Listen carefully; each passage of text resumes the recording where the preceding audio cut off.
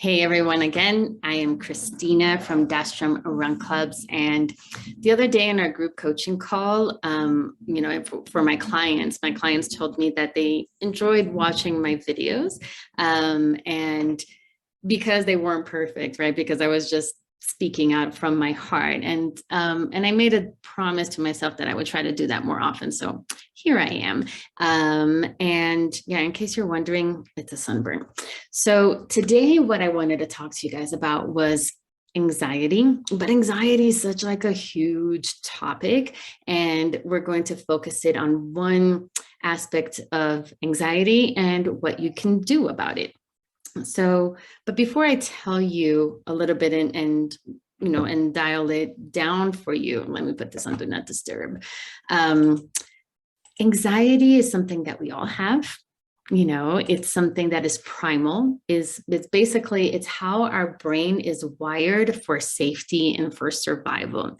But some of us, myself included, some of us take it to the next level, right? And some of us actually start distorting this instinct that we have for safety, and we distort it into things that aren't quite as helpful for us. So I'll give you a couple of examples.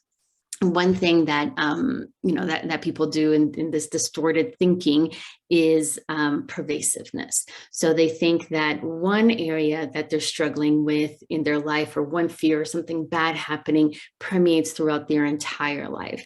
So for example, let's say that you're not the most patient mom in the world, and so you yelled at your kid this morning, and you think it's like, oh my gosh, I yelled at my kid, I'm such a horrible mom. And you know what, yesterday they didn't have any vegetables. In fact, I had chocolate, and oh my gosh, that means that like I'm super unhealthy.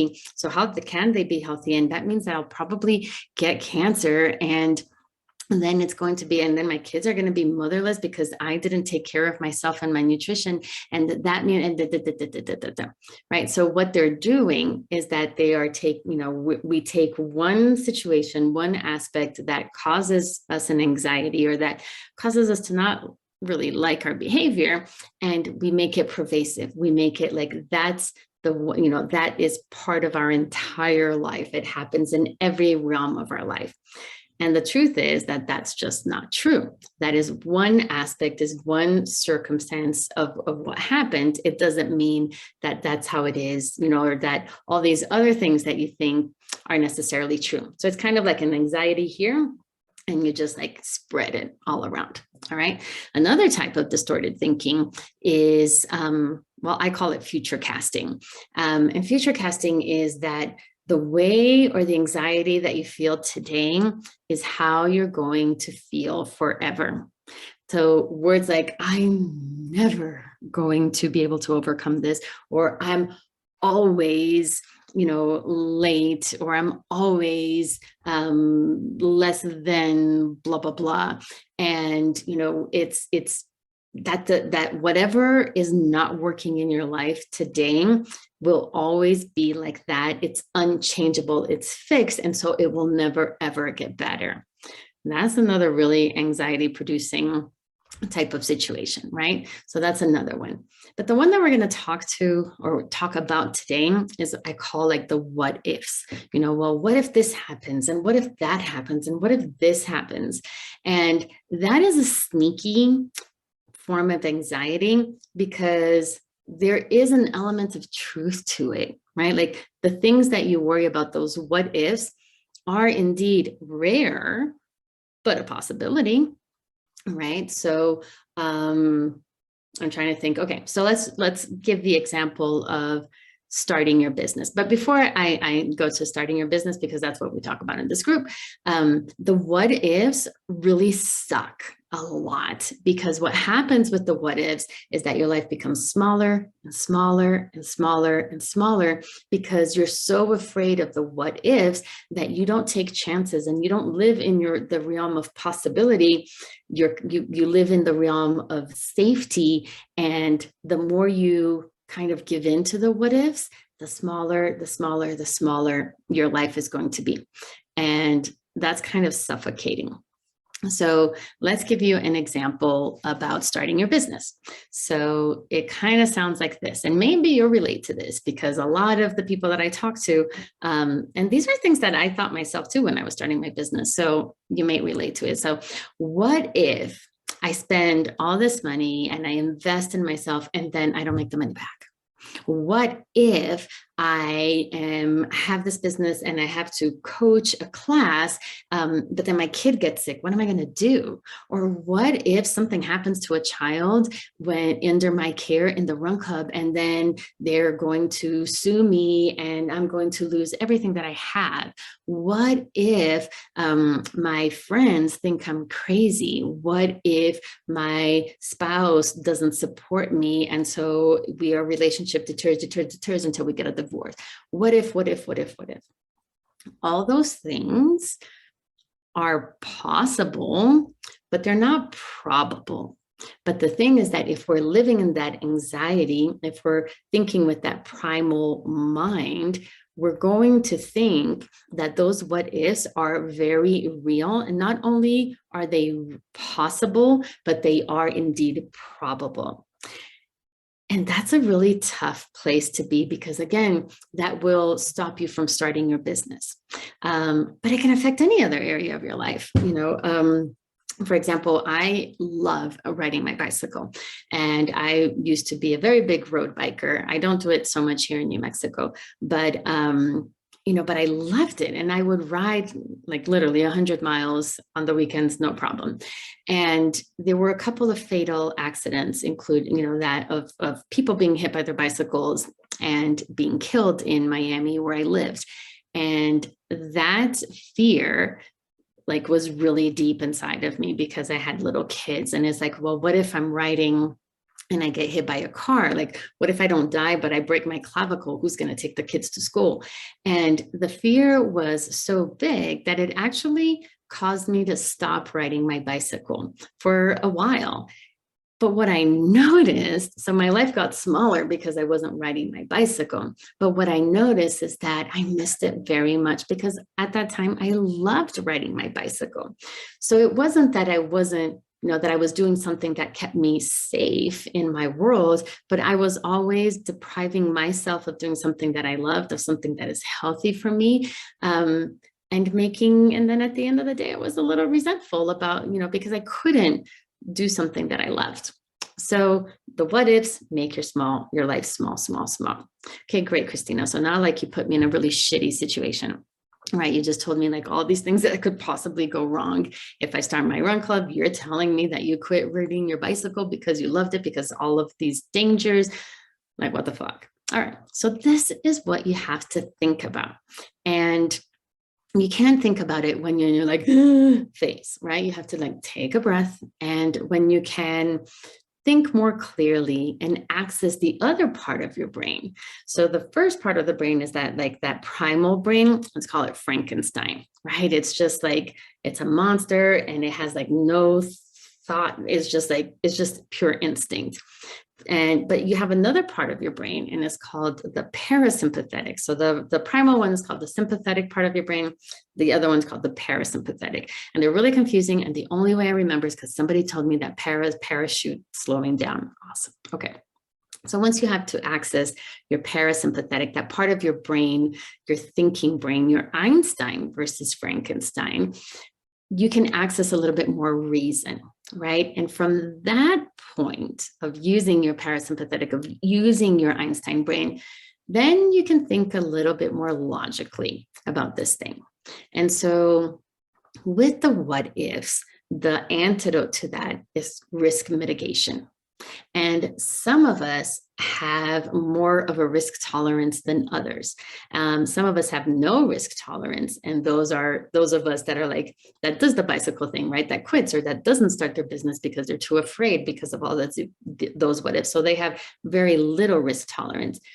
But risk tolerance is something that you grow into as long as you're willing to, right? So I'll give you an example for me riding the bicycle, right? What I had to do is that, okay, so I had quit riding my bicycle. I was miserable and I was angry and resentful.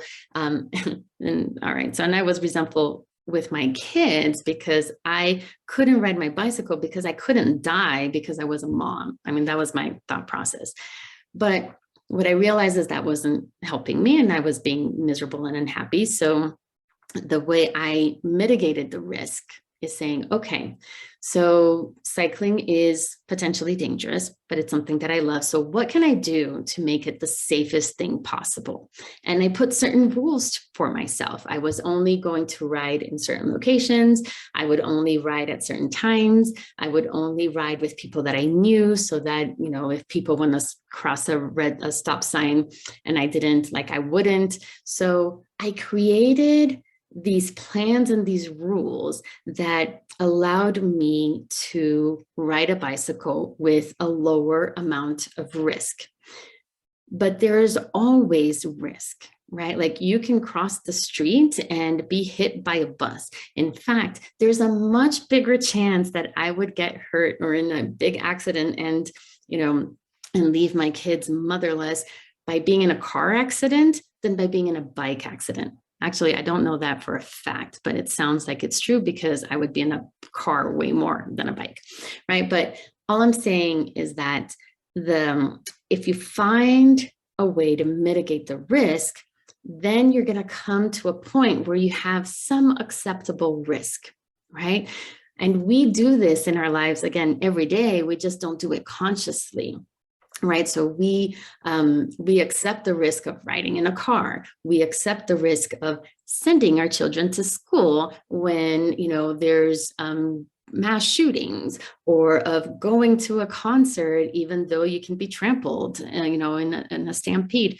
We accept these risks because they're just part of life and of society. So what we have to do is that we have to be intentional about how we feel and what we think about our anxiety so that we can create this risk mitigation strategy to get us to a point where we are comfortable doing the things that we want to do. Comfortable does not mean that we're not afraid. Comfortable just means that, okay, I had this big story about this big fear. I've chunked it down a little bit, and now it's like this. I can handle that, right? And that's a risk mitigation strategy by being intentional. So if you are out there and you're like scared shitless of starting a business because of all the what ifs, right? And you're like, oh, I can't start a run club because of all those reasons that we talked before, then I encourage you to think about it differently. Like, okay, how true is this? What can you do? You know, let's say that, you know, one of the things we talk is like, well, what if I start my business and, you know, I have to coach, but my kid gets sick? It's like, well, that, you know, you hire an assistant coach or somebody to take over the class, or you cancel the class in the worst case scenario and you make it up at the end of the season. There are other strategies that you can use that you don't have to not start a business because your kid may or may not be sick on a day that you may or may not be coaching, right? There's strategies around that. Or, you know, like what if something happens in my class and God forbid a kid gets, you know, hurt and the family comes and sues me for everything that I have. Well, that's why we have insurance, right? Like that's what insurance is for, is to protect you from those financial consequences. And what if I invest this money and I don't make it back? Make it back when? Make it back in a week, make it back in 2 months, make it back in a year. You know, like maybe you can have strategies that if you don't make it back by a certain time, then you can do these certain things to pay back whatever it is that you need to pay. I don't know what the strategy would be for you, but I do know that there is one, right? And so if whatever it is that you are stopping yourself from doing because of the what ifs, whether that's starting a business, whether that's riding your bicycle, whether that is, you know, trying out for a play, or I don't know, like trying to be the president of the PTA, whatever, whatever it is that you feel like you have the desire of doing, but you're not doing because you're stuck in this anxiety loop of what ifs, that is your antidote, right? Access your thinking brain, right? Calm yourself down, breathe, whatever, go. I'm looking at a trampoline right outside my window. jump on the trampoline, go for a swim, whatever. Get yourself to a more peaceful place where you can access your other part of your brain, your thinking part of your brain, your Einstein part of the brain, and look at it with risk mitigation. What is really true? What is really possible? And what can I do in case the worst case things happen? What would I do about it? And if you have those risk mitigations, if you have those strategies, then you're going to be much more likely to actually do the things that you want to do, to take risks, to take chances, to go for things that seem a little bit uncomfortable, because you have this strategy in place. And if you take nothing else from this little video here, take this. Every day you are taking chances. Every day there is risk. It's just that you're not thinking about it because it's become standard. It's just what you do, right? The same. And if that's the case on your everyday life, that can become the case in the extraordinary things that you do, in the things that you do outside of your comfort zone. So don't let anxiety, fear, the what ifs stop you from doing something that you want. Use the strategy, access your thinking brain, think about risk mitigation. How can you prevent that? Get to a place where you can handle it and then go for it. Don't sell yourself short. All right. I hope this was helpful to you guys. I certainly have fun thinking about these things. And yeah, I'll catch you on the other side. Take care. Bye.